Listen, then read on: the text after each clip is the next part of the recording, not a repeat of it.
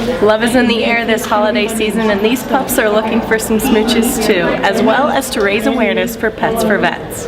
Ohio State students are no strangers to construction on campus, but Morrill Tower residents will be up close and personal for one of OSU's most recent projects. Tuesday morning, 2 women that lived in this house woke up to a spark next to one of the roommates' beds.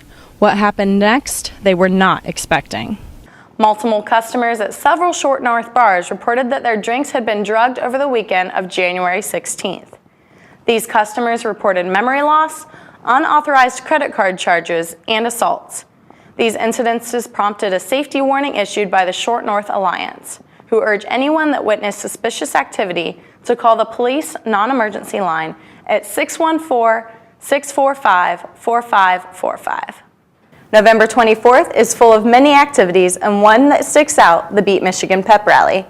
November 25th, third graders from Barrington Elementary School in Upper Arlington will be selling homemade Buckeye necklaces to raise money for the Stephanie Spielman Fund for Breast Cancer Research. Fans at Ohio Stadium will not be enjoying a beer anytime soon while they're cheering on their Buckeyes. We haven't really looked at trying to do that over the years in my tenure here, which has been a little over 9 years, and we just haven't had a real review of it. We pay attention to what's happening nationally. The Big Ten Conference, Minnesota's the only school that's selling alcohol, and I know other schools across the country have started to, like West Virginia. I know Texas is studying it, but we haven't had a real need to look at it. Even though Ohio Stadium does not sell alcohol or allow alcohol to be brought into the stadium, some fans still find a way to bring it in.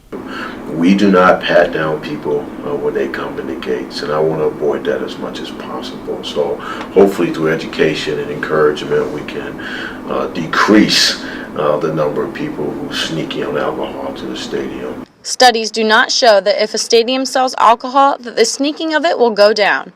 Some OSU students have mixed opinions on whether alcohol should be sold on game day. I think they should, because it's college. Gotta live it up. It's like once in a lifetime experience, so why not have more fun at the games? I can see kind of both sides, because I could see where they would probably make a decent amount of money, but in that case I think football already brings in enough money in itself. But I think selling alcohol at football games would just lead to an environment that could get kind of out of hand, more so than it already does. Ohio Stadium will be selling alcohol for Buckeye Country Superfest, which will take place in June. Reporting for Lantern TV, I'm Hannah Chenetski. Studies show that after a team wins a big game, fans of the team are more likely to wear their apparel afterwards. But if they lose, the racks stay stocked.